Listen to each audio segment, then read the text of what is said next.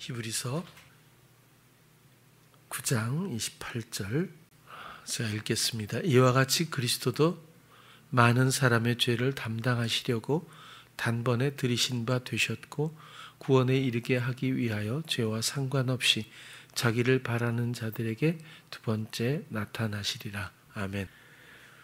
어떤 목사님이 저한테 카톡을 여러 목사님한테 보냈겠죠. 굉장히 재밌다고 생각을 해서 보내주신 것 같아요. 그래서 저도 한번 봤는데 참 글쎄요, 어떻게 생각해야 할지 한번 말씀을 드려볼게요. 우리나라 선교 초기에 미국 선교사가 들어와서 와 보니까 사람들이, 남자들이 머리에 뭘 쓰고 다닌다고 그걸 보고 신기해서 세워놓고 물어봤대잖아요. 머리에 쓴 것이 무엇이요? 그래 물었대. 했더니 가시요 그랬대요. 그러니까 이 나라는 머리에 하나님을 이미 모시고 사는 나라구나. 그렇게 생각을 했대요. 이 나라 이름이 뭡니까? 물어봤대요. 조선이요. 그랬대요. 그 조선이 무슨 뜻입니까? 이렇게 해가지고 아무튼 모닝캄 얘기도 나오는데 제가 좀 신기하게 정말 생각했던 거는 한자로 풀어줬대요, 그 사람이. 근데 조선이라는 조자를 보니까 십자가 밑에 날일자, 그 밑에 다시 십자가, 옆에는 달, 월, 밤을 뜻하겠죠. 그 다음에 선자는 물고기 어자에 양양. 그러니까 너무 충격을 받아갖고 이 나라는 이미 낮이나 밤이나 오직 십자가의 나라. 그 다음에 물고기, 그죠? 에다가 또 물고기도 그리스도를 뜻하니까요. 거기다가 하나님의 어린 양. 이런 나라 이름이 있다니 이 나라는 이미 복음의 나라로구나. 이렇게 생각을 했다고 하는데 정말 믿거나 말거나 하겠죠. 제가 기억하기로는 조선이라고 하는 건 태조 이성계가 국호를 만들 때 이미 고조선, 옛날 고조선의 조선을 땄다는 이야기가 있다고 기억이 나는데 어쨌거나 그렇게 보니까 이 조선이라고 하는 국호가 너무 소중한 것 같아요. 대한민국이 좋은 줄 알았더니 그것보다는 조선이 역시 좋은 뜻을 담고 있는 게 아닐까 그런 생각을 해봐요. 십자가와 날일, 달, 월 이런 건 다 우리가 잘 알지만 옆에 있었던 물고기 그다음 양양이어서 양도 잘 알죠. 근데 물고기 이렇게 하면 또 베드로의 153마리 이런 거 생각하실지도 몰라요. 초대교회 때 핍박받을 때 암호가 또 물고기였다고 하고 두 선으로 한 선을 그으면 한 사람이 나머지 선을 긋고 해서 그 물고기를 신호 삼았다고도 합니다. 그 물고기라고 하는 익투스라고 하죠. 이 단어는 그냥 물론 익투스가 물고기란 뜻인데 그냥 나온 단어가 아니라 5개의 헬라어의 앞 글자를 따서 그렇게 모아 보니까 생긴 단어인데요. 그러다 보니까 이게 또 물고기가 된 거죠. 그러니까 물고기가 먼저가 아니라는 뜻입니다. 5개의 헬라어 단어는 뭐냐면 예수, 그리스도, 하나님의 아들, 구원자. 이 앞에 첫 글자를 따서 모아놓으면 익투스라고 하는 단어가 형성된대요. 근데 이것은 또 우연찮게 물고기라고 하는 뜻이기도 하고요. 그래서 물고기는 예수 그리스도 하나님의 아들, 주는 그리스도시요 살아계신 하나님의 아들입니다 하는 신앙 고백으로 볼 수 있겠죠. 그야말로 조선이라고 하는 뜻이 이런 살아계신 하나님의 아들이신 예수 그리스도 그리고 오직 그분의 십자가라는 뜻이라면 이보다 잘 지을 수 있는 나라 이름은 없을 것 같다는 생각이 생각도 듭니다. 그리스도 예수, 그리스도 하나님의 아들, 구원자. 예수도 구원자라고 하는 뜻이죠. 결국 모든 초점은 구원에 있습니다. 그리고 그리스도라고 하는 뜻은 여러분들이 잘 아시는 것처럼 왕, 선지자, 제사장이죠. 왕은 그냥 내가 왕이다 이런 게 아니라 하나님이니까 왕이겠지가 아니라 나를 다스리는, 내 안에 계셔서 나의 생명을 다스리고 있는 나의 왕, 그리고 우리 안에 오셔서 우리 안에서 듣는 대로 말씀하고 있는 선지자, 대언하시는 분, 나의 선지자, 또 나의 대제사장. 이 제사장은 죄사함을 위해서 존재하죠. 제사장은 죄를 다루는 그런 직임입니다. 그런데 우리가 죄의 정의를 잘못 생각하면 우리가 잘잘못을 예수님이 우리가 잘잘못을 해서 그것 때문에 십자가에 매를 맞고 돌아가셨다 이렇게 생각하면 굉장히 어렵습니다. 본질에서 많이 벗어나거든요. 우리가 죄와 야합하고 의에서 떠나고 그것을 선택하고 그리고 나를 부추기는 부추김에 의한 자기주장적 삶이 하나님의 뜻을 모두 어긋나게 하는 죄라고 하는 의미인데, 그렇게 일단 이해를 하면서 이 죄에서 건지실 분은 오직 예수 그리스도밖에, 다시 말해서 우리가 주장하고 경영하는 이 유형밖에는, 이 원리밖에는 없는 우리에게, 우리 안에 오셔서 새로운 원리, 성령의 생명의 법으로서 우리 안에서 우리에게 말씀하고 계시다는 뜻입니다. 그래서 전혀 새로운 죄와 사망의 원리로 살았던 우리가 이제는 생명의 성령의 원리로 살아갈 수 있게 되었다. 이런 전환이 바로 구원이라고 하는 뜻이겠죠. 죄에 대해서 에베소서 1장 7절을 한번 함께 보면, 우리가 그리스도 안에서 그의 은혜의 풍성함을 따라 그의 피로 말미암아 구속, 그의 피로 말미암아 구속, 그 죄사함을 받았으니. 무슨 뜻이에요? 예수 그리스도가 십자가에 달려 돌아가셨던 그 대속의 제물 되심으로, 형벌 받으심으로 말미암아 우리 죄가, 그 사건 때문에 우리 죄가 싹 없어진 것이 아니라 우리가 부추김에 의한 성향적 삶이라고 하는 이런 묶임의 삶에서부터 자유케 그 모든 결박을 풀어주셔서 거기서부터 사랑의 아들의 나라로 결코 정죄함이 없는 그곳에서 새로운 생명의 원리로 동행하게 될 때에 죄 사함이라고 하는 탕감, 용서, 그런 뜻입니다. 모든 것들이 용서되고 모든 것들이 간과됐고 모든 것들이 탕감되었다. 이렇게 해서 죄, 우리의 경영적 삶의 모든 잔재들이 해소될 수 있는 거죠. 하나님의 아들도 그냥 예수님이면 당연히 하나님의 아들이지 이런 게 아니라, 예수님은 제 생각엔 하나님의 아들을 쟁취하신 분입니다. 철저하게 사람으로 오셔서 철저하게 하나님을 사랑했고 하나님의 뜻에 순종함으로 말미암아 하나님이 원하셨던 십자가를 결국 지게 되셨고, 끝까지 순종하신 그 죄 없으신 예수를 하나님은 하나님의 생명으로, 그 권능으로 다시 일으켜 세우셔서 생명을 부여받은 첫사람이 되었습니다.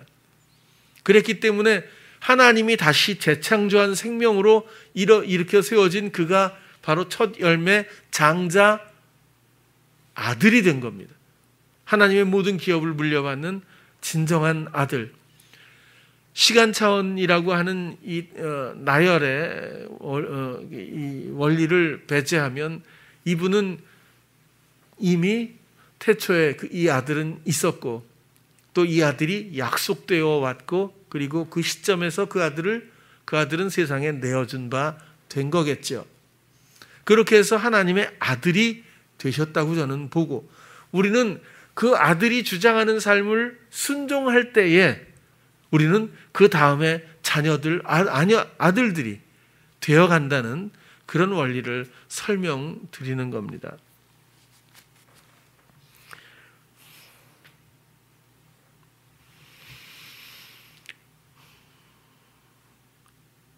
이 구원이 예수 그리스도 하나님의 아들 구원자, 이 구원이 우리에게 실제가 되기를 바라는 거죠. 우리의 삶은 어찌 보면 명백한 진실 앞에서 늘 방심하고 간과하면서도 알아차리지도 못하면서 끌려가는지도 모릅니다. 우리의 옛사람은 어때요? 건재하지 않습니까? 우리의 주장은 아직도 활발하지 않나요? 우리의 생각은 홀로 지휘하듯, 또 우리의 삶은 모노드라마처럼 무대 위에서 아직도 연기자로서 그런 상황들이 정리되었나요? 청산되었을까요? 이런 것들은 정말 중요한 기준이 아닐 수가 없습니다. 예수님은 이 땅에 모든 이들을 구원하시기 위해서 오셨어요. 모든 것들을 회복하고 결국 생명 주시기 위해서입니다. 회복 그리고 생명. 이 생명은 우리가 죽고 나서 천국 가는 이런 것이 아니라 유일한 생명이신 예수 그리스도가 우리 안에 오셔서 사시는 것에 동참함으로써 모든 이들에게 생명, 나무의 가지가 되게 하셔서 비로소 생명을 누리게 하신다는 그런 이야기죠. 그런데 그 이전에 어찌 보면 우리의 회복을 짚어볼 필요가 있는데, 마태복음 11장 5절을 한번 함께 보면요, 소경이 보며 안전뱅이가 걸으며 문둥이가 깨끗함을 받으며 귀머거리가 들으며 죽은 자가 살아나며 가난한 자에게 복음이 전파된다 하라. 복음은 영적인 거잖아요. 못 사는 사람이 잘 산다는 뜻이 아니잖아요. 그런데 이 복음 앞에 왜 같은 유형으로 소경, 안전뱅이, 문둥이, 귀머거리, 죽은 자, 이런 사람들이 나열되어 있을까요? 사실 예수님이 이 땅에 오셔서 소경을 보게 하셨어요. 안전뱅이를 걷게 하셨어요. 문둥이를 깨끗게 하셨어요. 귀머거리를 듣게 하셨어요. 죽은 자를 살리셨어요. 이건 능력을 보여주기 위함인가요? 제가 볼 땐 회복의 의미입니다. 여러분, 소경이 못 보는 사람이에요. 눈이 없습니까? 눈의 기능이 상실된 사람이에요. 안전뱅이는 다리가 없나요? 다리의 기능이 상실됐어요. 다리가 아예 없는 사람이 일어나 걷고 뛰기도 하더라, 이런 말은 성립이 안 되는 겁니다. 문둥이는요, 그 피부가 원래 없나요? 그 피부가 건강을 잃어버렸어요. 귀머거리는요, 그 기능이 상실된 거죠. 죽은 자는 생명을 빼앗긴 자예요. 생명이 상실되었습니다. 생명의 기능이 그에게 남아있지 않은 거죠. 예수님은 이런 기능들을 전부 회복시켜 주시는 분입니다. 모든 이들의 마음속에 영적으로 전환의 말씀드리면 마음에 귀가 있어요. 듣지 못하는 기능이 상실된, 마음에 눈이 있어요. 사랑으로 볼 수 있는 많은 것들이 있지 않습니까? 사랑하면 보이는 것들이 너무 많지 않습니까? 그리스도를 볼 수 있는 마음에 눈이 있어요. 그리스도와 함께 길을 걷고 뛰어갈 수 있는, 동행의 길을 함께 걸을 수 있는 분명한 그런 우리에게 지체, 다리가 있습니다. 그러나 아무도 그 길을 걷지 않아요. 이미 생명에서 분리되어 사망의 나락으로 떨어진 모두일 뿐입니다. 이런 가운데서 오직 예수 그리스도만이 다시 마음의 눈을 떠보게 하고, 우리가 이렇게 전부 기능이 상실된 모든 영적인 감각들을 주님은 다시 회복시켜 주십니다. 어두웠던 마음이 빛으로, 어리석었던 우리의 마음과 우리의 생각들이 주님의 지혜로 가득하고 염려로 일관했던 세상이 오직 주님으로 말미암아 견딜 수 없는 기쁨이 넘치게 될 수 있습니다. 모든 상실된 것들이 다시 회복되는 그리스도로 말미암아 이것이 구원입니다. 그리고 가난한 자에게 복음이 전파된다. 이것은 총괄적으로 설명할 수 있다고 그렇게 생각이 들어요.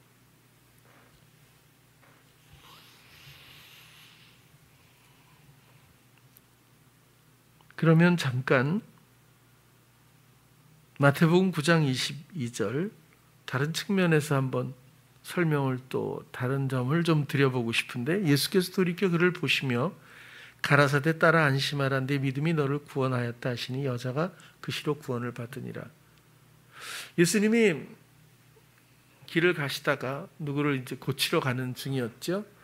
그러다가 이 여자는 옷만 만져도, 옷의 가장자리만 만져도 내가 구원을 얻겠다라고 생각하고요. 이게 혈루증 여인이었을 거예요 아마. 그래서 예수님을 몰래 가서 옷자락을 만져서 예수님이 보고 돌이켜서 하신 말씀입니다. 따라 안심하라. 여기서도 따라, 이건 자손이라는 뜻이기도 한데요. 안심하라. 믿음의 자손, 내 믿음이 너를 구원하였다. 예수님은 우리를 회복시켜 주시고 구원의 목적을 가지신 분입니다. 구원자이십니다. 근데 이 전제에선 믿음이 있어야 해요. 뭘 믿죠? 그리스도가 나의 왕인 것을, 그리스도가 나를 구원하시는 것을, 죄와 사망에서 건지시는 것을 나의 절망에서부터 소망으로, 나의 염려를 기쁨으로 바꾸시는 분이라고 하는 것을, 그는 나의 왕이자 선지자요 제사장이라고 하는 것을, 그리스도만이 나를 구원하실 분이라고 하는 것을 믿는 믿음이 이 여인에겐 있었습니다.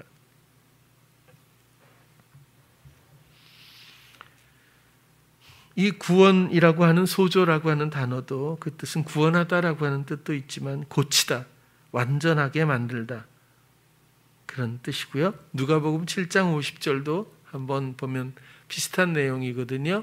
예수께서 여자에게 이르시되 내 믿음이 너를 구원하였으니 평안히 가라 하시니라. 동일한 거거든요. 이건 향유옥합을 깨서 발에 붓고 머리로 그 발을 씻고 했던 여인, 다른 사람들은 그것을 이해하지 못했던 그런 이야기의 흐름 가운데서 예수님께서 그 장면을 설명해 준 후에 여자에게 내 믿음이 너를 구원하였다. 이 여인의 절망에서 건져주실 이는 오직 예수 그리스도밖에 없다는 그의 믿음이 있었다는 뜻입니다.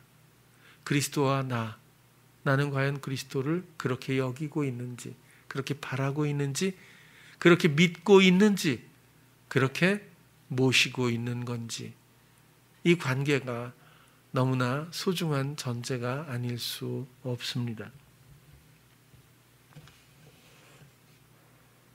믿음은 당연히 예수 그리스도, 구원자 그리스도, 나의 왕, 나의 선지자, 나의 제사장 되심, 다스림에 대한 기대, 듣는 마음의 소망, 속박에서 구원하실 것, 이런 것들을 그리스도께 바라고 그리스도께 나아가고 그리스도께 의뢰해야 한다, 그런 뜻입니다. 그런 자들이 구원을 받고 회복에 이르게 된다라고 하는 그런 내용입니다. 오늘 본문을 다시 한번 보겠습니다. 이와 같이 그리스도도 단번에 많은 사람의 죄를 담당하시려고 단번에 들이신 바 되셨고, 죄를 담당하시기 위해서 단번에 들이신 바 되셨다. 이것도 자칫 보면 죽음만 생각할 수 있어요. 그러나 좀 다른 얘기지만 예수님은 살기 위해서 죽으신 거지 죽기 위해서 죽으신 것이 아닙니다. 예수님은 다시 사는 생명을 소망하고 죽음을 받아들였던 겁니다.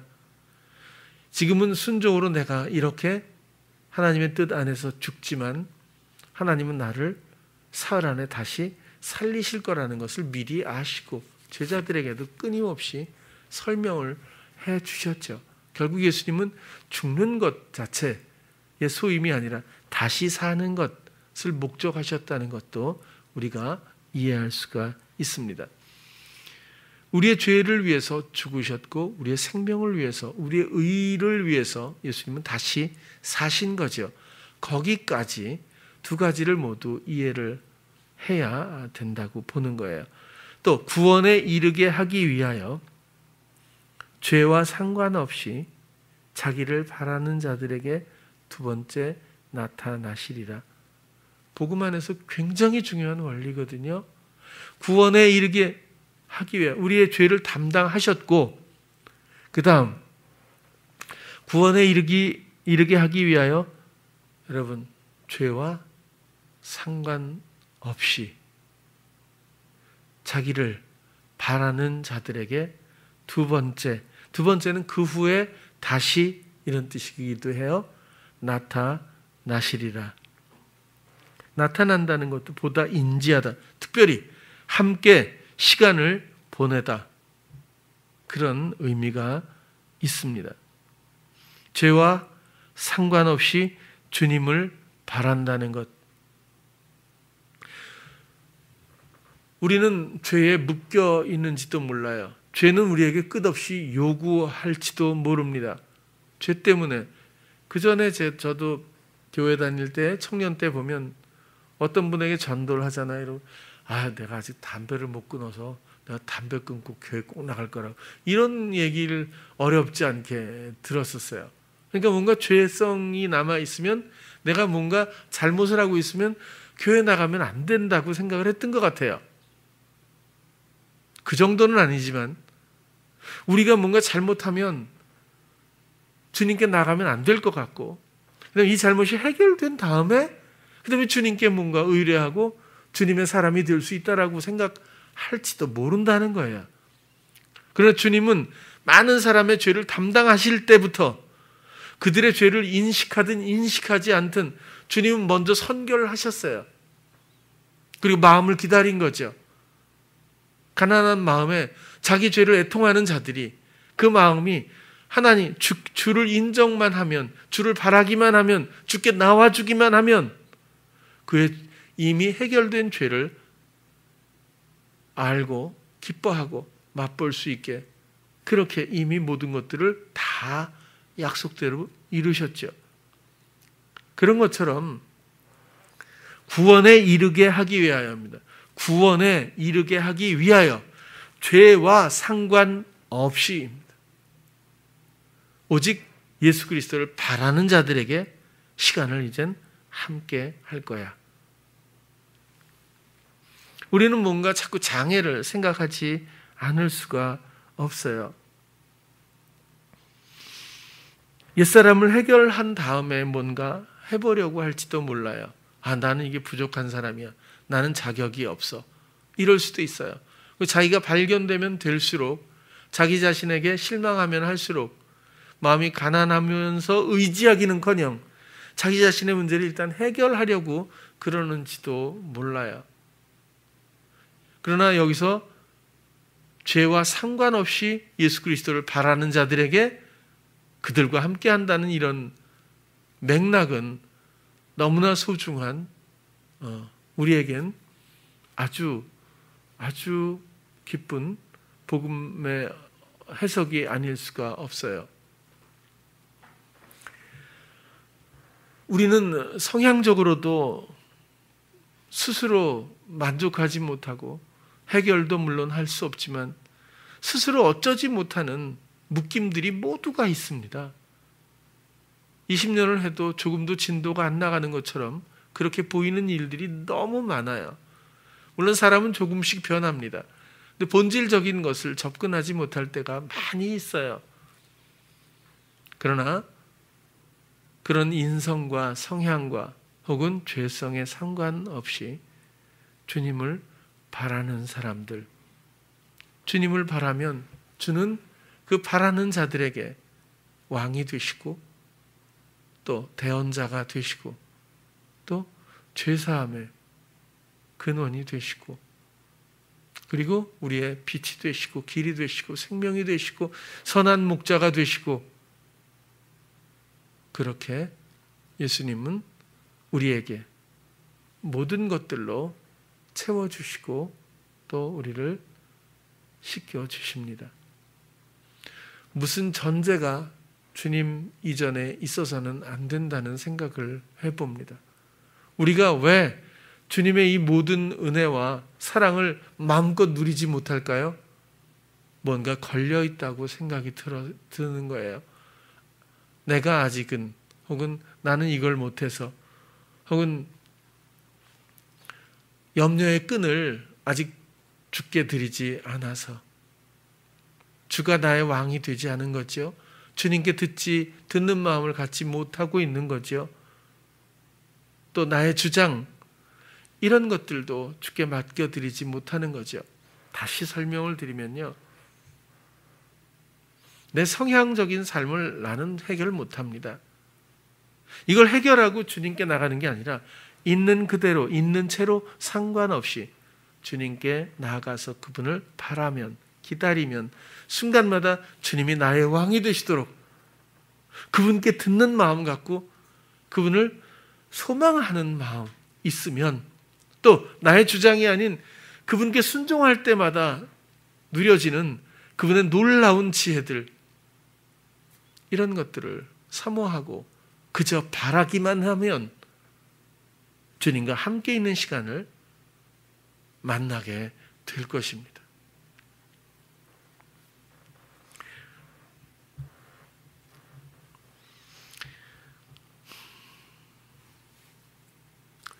요즘에도 저는 우리 자녀들을 양육하고 어려서부터 또 주님의 신부가 되도록 권면을 해오면서 이런 원리들에 대해서 당연히 관심이 많고 또 나름대로 정리를 해왔다고 생각을 해요. 우린 모두가 진실하고 또 마음이 좋은 사람들이 모였다고 생각이 들어요. 그럼에도 불구하고 자기의 속성, 묶여있는 여러 가지 유형들에 대해서 어쩌지 못하는 무력함이 모두에게 있다고도 보여집니다. 그러나 그것은 처음부터 아무런 상관이 없습니다. 우리가 계속 무능한 채로 있다면 주께 나아가지 않았을 뿐이고 주님이 시작하도록 내가 시간을 내어드리지 않았을 뿐입니다. 뭐 이해가 될지는 모르겠어요. 우리 고은이가 정말 마음이 생각이 잘 안 돼요. 생각이 빠르질 않아요. 생각이 빠른 사람은 어렸을 때 이렇게 좀 복잡하고 힘든 상황에 이렇게 그런 경험들을 많이 하면 철이 빨리 든다고 하잖아요. 어린애도 생각이 깊어지는 거죠. 근데 꼭 그렇지 않은 게 이게 압박이 오거나 부담이 있을 때 도피하는 쪽으로 선택을 하면 모든 것들이 멈추는 것 같아요. 그래서 통찰력이라든지 이해력 이런 것들이 자라질 않고 그냥 그대로 그냥 시간이 간 거죠. 나이가 먹게 된 것 같아요. 그 두 번째가 고은이 같은데 얼마나 그러니까 다음에 무슨 일이 일어날지에 대해서 아예 생각이 별로 없어요. 그래서 그냥 둔탁한 느낌이 드는 거죠. 그래서 하도 그래서 제가 간이 굳으면 간경화잖아요. 마음이 굳은 것 같아서 제가 이름을 바꾸라 그랬어요. 심경화로. 그럴 정도로 얼마나 마음이 굳어 있는지를 몰라요. 그런데 이 마음을 유연하게 푸른 다음에 예수를 느낄 수 있을까요? 그런 다음에 예수께 회복을 말해야 되나요? 예수께 그 다음에 나아가서 구원을 받나요? 아니요. 제가 그토록 알려주고 싶었던 것은 있는 그대로 상관없이 그냥 나의 모든 감각을 오병이어처럼 주께 내어드리면 그러면 모든 것들이 시작된다는 것뿐입니다. 근데 우리는 계속 속임을 당하고 있는지도 몰라요. 뭔가 이렇게 하면 안 될 것 같고 또 아직은 또 좀 부족한 것 같고 또 내 잘못이 많으니까 내가 참 이렇게 살아서는 안 되니까 뭔가 자격을 좀 만들어야 될 것 같기도 하고 나는 어리석기 때문에 내가 이런 거죠. 작은 생각 하나만 줘도 바로 스스로의 내면을 모두 감각들이 묶여지는 걸 알게 되잖아요. 각자 스스로 모든 사람들은 전부 묶여 있어요. 이 속박에서 구원하실 분은 구속, 이것이 죄사함이고 죄에서 건져내는 것이기 때문에 죄사함이 되는 거고 속박에서 구원하는 것이 바로 예수 그리스도의 십자가고 이미 이루신 대속입니다. 이제 나는 내가 하면 언제나 그게 그거죠. 내가 하면 그래요. 그러나 내가 하지 않고 주를 바라면입니다. 주님하고 뭔가 계약 관계를 이루고 시간이 지나서 성숙이 돼서 뭐 시기가 때가 오고 이런 게 아니라 순간 주님을 바라면 주님이 유연하게 이 모든 것들을 기쁨으로 또 행복으로 또 빛으로 모든 것들을 회복시켜 주십니다. 우리 마음엔 이 모든 것들이 전부 있어요. 기능이 상실된 것뿐이죠. 우린 주님과 함께 걷고 뛸 수 있습니다. 우린 주님을 볼 수 있고 주님을 들을 수 있어요. 사람이라면 누구나 마찬가지입니다. 이 모든 것들이 그만 전부 기능을 잃었어요. 베드로도 미문 앞에 가서 내게 네가 원하는 게 뭐예요? 은금 물질이라고요. 다리의 기능이 상실돼서 거기서 그렇게 앉아 있는 사람이 나 다리 좀 낫게 해주세요라는 게 목적이 아니라 그 사람의 인생은 먹고 살기 위해서 돈을 얻어야 되기 때문에 완전히 다른 목적 하에서 그곳에 그렇게 앉아 있는 사람을 향해서 나는 네가 원하는 돈은 없어. 그러나 네 영혼이 진짜 원하는 예수 그리스도 그분이 있다. 그분의 이름으로 일어나 걸어라. 기능이 회복되는 거죠. 여러분들 마음은 사랑에 준비되어 있는 기능들이 상실되었지만 있습니다. 주님과 함께 여행할 수 있는, 주님을 듣고 보고 느끼고 지혜를 기뻐하는 그 행복을 함께 할 수 있는 모든 지체의 기능들이 요소들이 다 되어 있습니다. 단지 기능이 상실됐을 뿐이에요. 이것을 회복하시는 분은 예수 그리스도예요. 그래서 아까 마태복음에서도 읽어드린 것처럼 소경, 귀머거리, 문둥이 온 몸이 다 진물이 나고 다 떨어져 나가고 몸이 상해가잖아요. 죽은 자까지 안진뱅이 모든 사람들이 전부 회복됩니다. 영적으로 잃었던 모든 것들이 회복됩니다. 오직 예수 그리스도밖에 없습니다. 예수 그리스도 하나님의 아들 구원자. 그래서 베드로, 마리아, 마르다 이런 사람들이 했던 고백이 얼마나 함축적인 고백인지, 왜 하나님이 알게 하셔서 그 입술에 고백을 삼으셨는지, 주는 그리스도시요 살아계신 하나님의 아들이십니다. 이것이 하나님이 듣고 싶어하는, 하나님이 우리들을 향해서 절망 가운데 독생자 예수 그리스도를 내어줘 주신 그 사랑의 마음, 그 소망을 대변할 수 있는 함축적인 말이라고 생각이 들어요. 그리고 이것은 우리들의 고백이 되어야 합니다. 내면의 모든 것들이 회복되기를 바랍니다.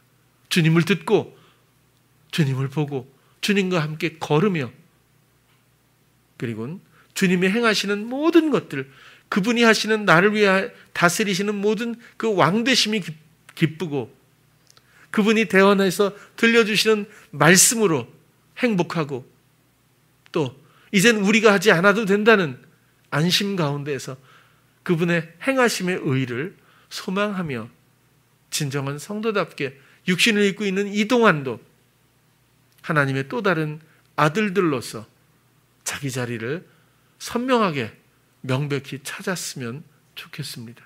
더 이상 묶이지 말고 묶여 있는 것처럼 끌려가지 말고 이미 속박에서 우리를 구원하신 예수 그리스도께 죄와 상관없이 나의 모습과 상관없이 상실과 상관없이 오직 그리스도를 바라고 모든 순간의 시간을 그리스도와 함께 보낼 수 있는 여러분들이 꼭 되기를 바랍니다. 오직 나를 사랑하사 자기 몸을 버려 그 사랑을 확증하신 주님을 향해 진실된 마음으로 주님, 당신은 나의 그리스도시고 살아계신 하나님의 아들이십니다. 이렇게 고백할 수 있는 우리 찬양교회 성도님들 꼭 되시기를 간절히 축원드립니다. 기도하겠습니다.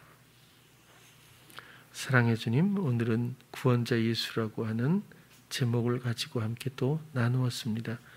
주님은 우리를 위해서 모든 것들을 이미 하셨고 그리고 지금도 모든 것으로 예비되어 있습니다.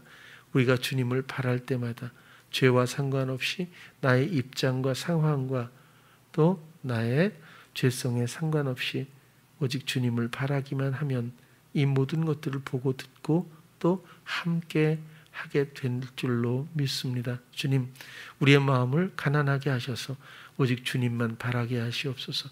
주님이 나의 왕 되심을 또 선지자 되심을 제사장 되심을 믿고 오직 주님의 구원을 소망하는 우리가 되게 하여 주시옵소서.